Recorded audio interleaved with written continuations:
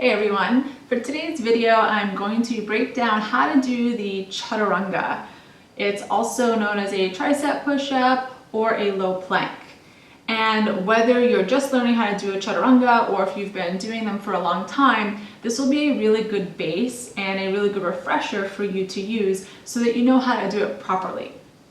Oftentimes in yoga you start to see people doing chaturangas really fast, flying through them, maybe even adding fancy hops, skips, handstands, all sorts of crazy things. But this will be a really good refresher to show you how to prevent injury and to hopefully help reduce stress and strain in your neck and shoulder. Because unfortunately, a lot of people end up doing chaturangas incorrectly, or if they start to lose their form, they don't notice it as much and continue doing it, which can lead to injury down the road, and we don't want that. So we'll begin in a tabletop position. And right away, in your tabletop, I want you to first just think about your palms. So really pressing your hands firmly into your mat, and even your fingertips should be completely pressing down, nice and strong, right? Creating a good solid base foundation for you. And what's helpful, a physical therapist friend taught me this, is you want to really think about more of your weight and pressure at the bottom of your palm and more on the thumb side. If you let the pressure roll out more onto the pinky side, it can actually cause some nerve tingling and some pain. Not that that will definitely happen, but it could. So, palms firmly planted into your mat. Kind of roll your weight just a little bit more inward, bottom of your thumb. All right. We're here. We're ready. Take a deep breath in. Exhale, you're just going to start to shift your weight forward.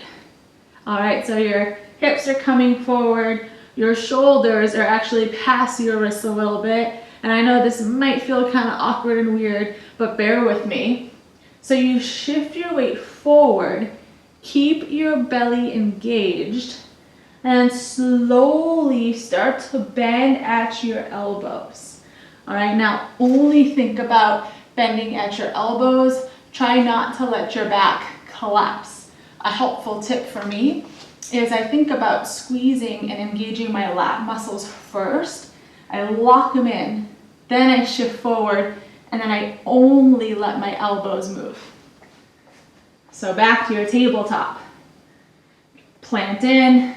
Lock your lats, deep breath. Exhale, start to shift your weight forward. Pause for a moment. Then bend just at your elbows. Nice. Squeeze your arms in by your side. Try not to let your elbows flail out. Keep them locked in. You're holding here. Now, here's the big thing with chaturangas. You might see a lot of people seemingly do something really fancy, kind of looks like a body worm, but that's actually not the way you want to do a chaturanga. So what I mean is you'll see people lower, but they'll lower all the way down, and then they lift up to their up dog and back. That's actually really bad for your shoulders and bad for your low back. You only want to lower about halfway. So as you lower, your shoulder shouldn't go past your elbow. So you don't want to be down here. It's actually a lot higher than what most people think. And a helpful tip, this will not work for everybody because we're all different heights, but it can give you a little bit of a gauge. If you have a block at home, you can set your block up under your shoulder, lower down. When your shoulder touches the top of the block, that's roughly where you want to stop. Back to your tabletop, belly in, press your palms in, lock in your lats, deep breath. Exhale, shift your weight forward, bend just at your elbow, squeeze your arms in by your side. That's it. And then from here, you can press into upward facing dog. That is level 1 of your chaturanga. Another thing to keep in mind is you want to keep your head and neck long. Your head is an extension of your spine, so if you let your head drop or squeeze up, that can cause some more tension for you. or just make the chaturanga a lot more difficult. So adding on, picking it up a little bit. Now I want you to come into a plank position. So you're holding here, nice strong plank. Take a breath in. Exhale, start to shift your weight forward. If you look at my toes, I'm barely on my tippy toes. I'm shifting forward so much. Then I bend at my elbows, hugging into my side, hover. Inhale, up dog. Exhale, down dog. All right. Whew, I'm already tired. We'll do that again a few more times, take you through some options and some little tips and tricks. When you're coming forward and you hover halfway, right, you hold here, squeeze your elbows in. Notice if your low back starts to droop, okay? Or notice if you're overarching your upper back. It can be helpful to take a video or picture of yourself at home to make sure that you're keeping your entire body engaged as if it's in a plank. So literally, when you're doing a chaturanga, you are essentially just doing a lower version of a plank. Coming back to it. Try it again. Find your base. Nice strong plank. Even your legs are engaged. Belly squeezing in. Deep breath. Exhale, shift your way forward. Hover halfway. That's it. Remember, shoulders don't go past your elbows. Then inhale, up dog. Exhale, down dog. Now, you might be wondering, why are we shifting our weight forward so much? And why are we only going halfway? One, it's to protect upper body and your low back. But two, it sets you up for the next part of your vinyasa flow, which is an upward facing dog.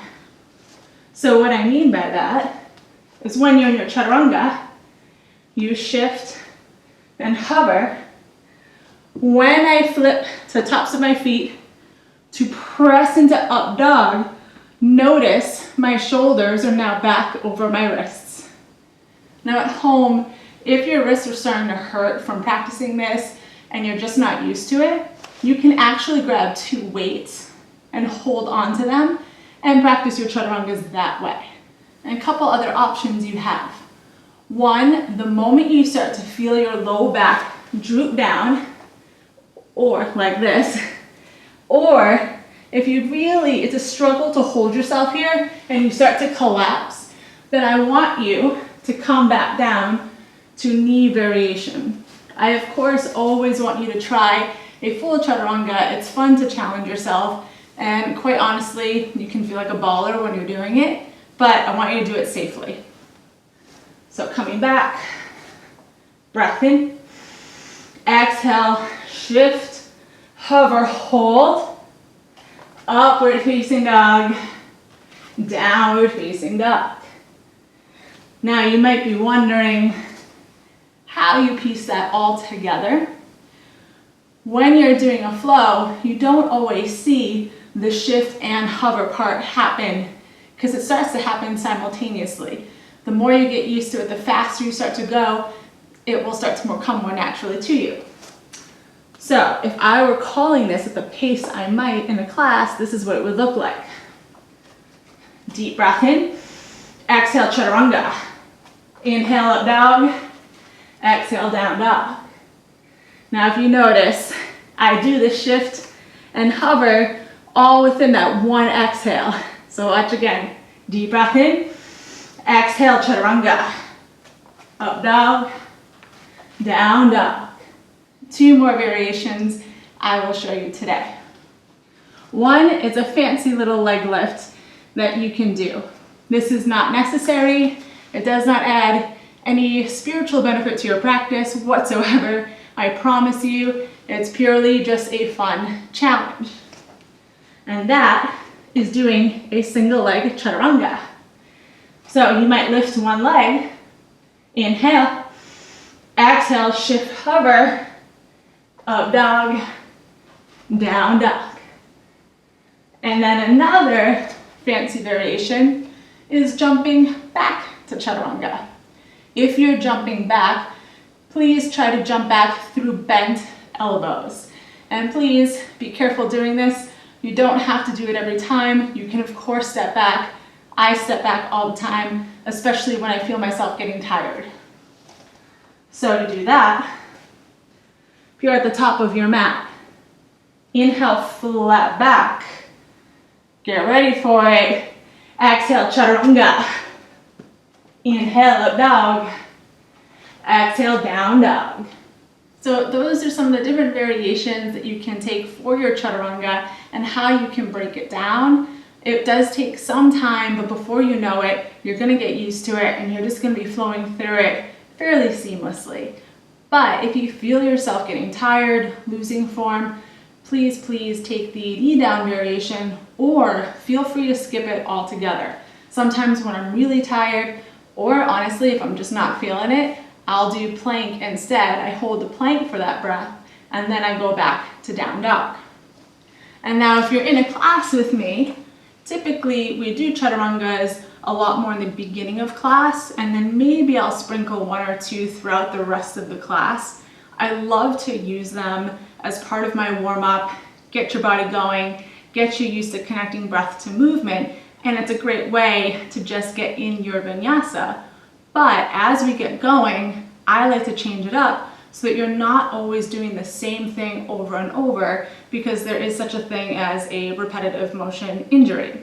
So that's why oftentimes once we get flowing, I start to move away from the chaturangas, and maybe we'll do a side plank, step to the top of a mat, a rock star, a flip dog, chair, crouching tiger, all sorts of things, because there are so many different poses we can use to switch side to side, and it's a great way to move in all the planes, get all lines of our body going, and not just moving one direction. So I hope this was helpful. If you have any questions at all, please feel free to leave a comment below or send me a message, and I'll see you next time.